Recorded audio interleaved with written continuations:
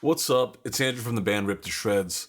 Today, we are going to examine if editing performances actually ruins music. Mainstream metal today is often accused of sounding boring, plastic, or overproduced. Everyone's heard of the loudness wars by now, and there's even a pejorative where you say a band has been nuclear blasted when they sound too clean. Lying at the heart of this problem, supposedly, is quantization, or performance editing.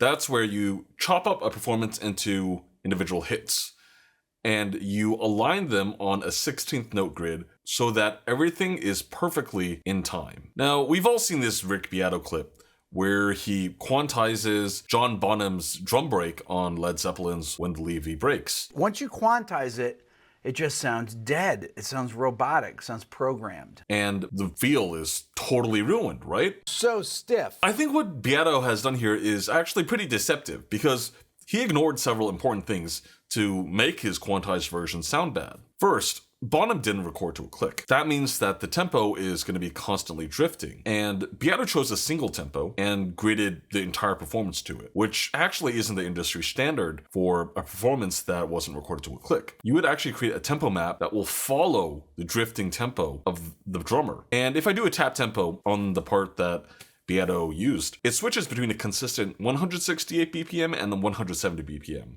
If you tempo map based on that, every measure or every couple of measures would have their own grid. Second, he adheres strictly to that 16th note grid instead of letting swung notes be swung. So this kick here, this ba-ba, sounds boring and lame when you drag it onto the grid because it wasn't a mistake. It was intentional to play that kick like ba-ba. There's no reason to alter the performance when that's what they intended. Quantizing isn't an all or nothing operation. If something sounds better when you let it be, then don't change it. Of course, going through a whole song hit by hit is extremely tedious, but it's a necessary step, especially when you are layering in drum samples to help reduce cymbal bleed in your close mics. Most name brand engineers have an assistant who will do this kind of busy work prep and edit and align drum samples all before the engineer gets the session to mix. I did my own editing on this drum break with a fluid tempo map, and I left that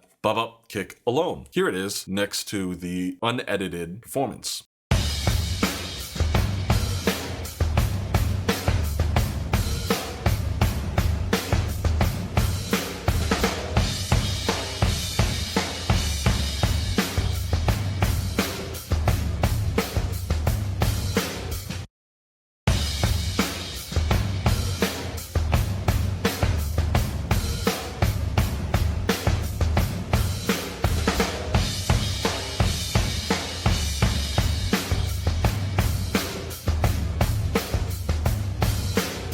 Now, if I don't pull a super exaggerated face and go, wow, this sounds so stiff and boring, can you tell which one is natural and which one is edited? I don't really think you can. So if we can't tell the difference between quantized and unquantized drums, why waste our time with something that's so time-consuming to begin with? Well, there's two main reasons. First, I deal with musicians of all skill levels. In an ideal world, I would only work with world-class drummers like Pete Sandoval or John Longstreth, who can play extremely consistently at absurd tempos and don't need to be edited at all. In the real world, I get sent performances of all kinds, and clients expect a professional sounding result whether they can actually keep a steady rhythm or not. So I fix performances. And some people might point to that kind of attitude as an explanation why modern music sounds so generic or inorganic. And that's why I went to the trouble of showing quantized bottom drums that don't sound less organic than the original take. Now, the second reason that you have to edit is because the rest of the band is going to chase that drummer's poor performance. If the drums are off and the guitar's recorded to the drums, the whole thing sounds like a mess. Then the guitars also need to be edited after the drums are fixed. If the guitar is recorded to a click only, then obviously the drums and the guitars don't line up. So does this mean that a band will sound worse live than on record?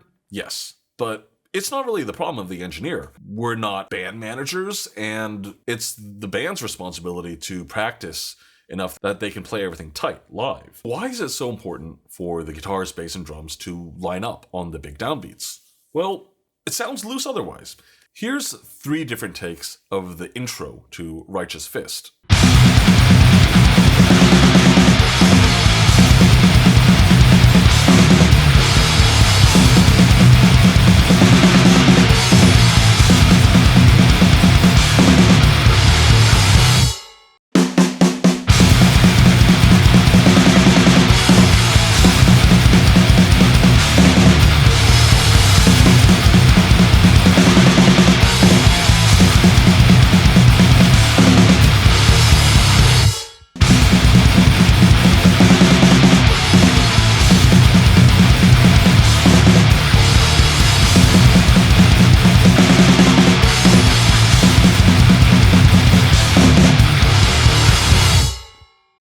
one of these takes was played to a click, but completely without any editing. One version was that same take, but edited completely to the grid. And the last version was me playing drums to no click at all. The big unison hits on the guitar and bass were edited to the kick. I prefer the edited click version out of all of these the most. I know there are punks who prefer hearing actual mistakes, not just organic playing. They want to hear stick clicks, whiffed notes, the band rushing into sections and not nailing big unisons. But I personally don't think a record is the correct format for a completely and truly live experience. Because no one cares how many takes it took for a band to get everything perfect, whether that was the second take or the 100th take. And when I hear an obvious flub on a recording, I don't think it's more authentic. It just sounds like the engineer forgot to tell the band, hey, do it one more time. Really, live performances should just be experienced live, and a recording is just a recording where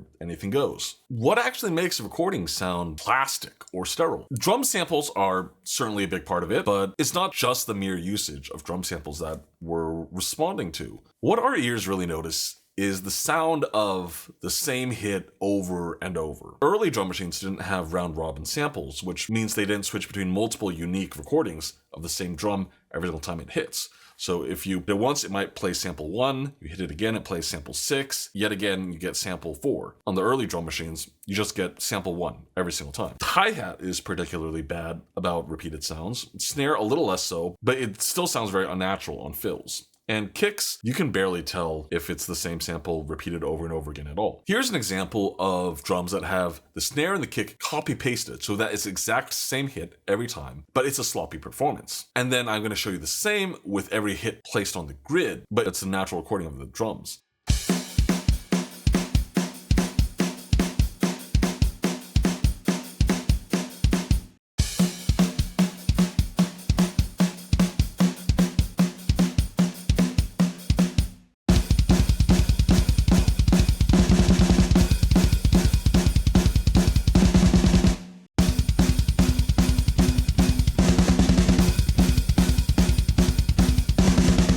And to me, the real performance sounds like a drum machine that you just hit humanize on and randomized all the notes. It doesn't sound like a real drummer. And that's a problem I have with E-kits too. For a lot of these modern tech death records that are accused of being sterile and overproduced, they've simply got like a full velocity snare sample going during the blast beats and full velocity toms during the fills. Does that sound good? It's a matter of taste. I think it sounds awful, but clearly bands and drummers keep asking the engineers to do it. I think people point to editing and quantizing as an easy scapegoat because they've never really worked with those techniques themselves, so they don't know how it affects the sound of a finished record. Fixing or otherwise changing performances is something that just intuitively sounds wrong.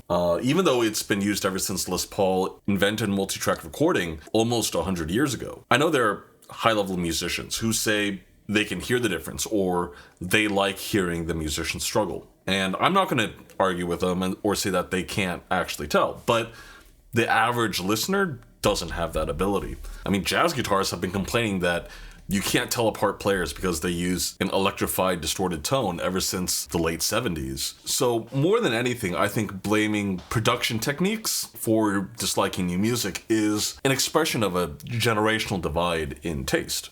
That's all I have for today. I'm going on tour at the end of the month.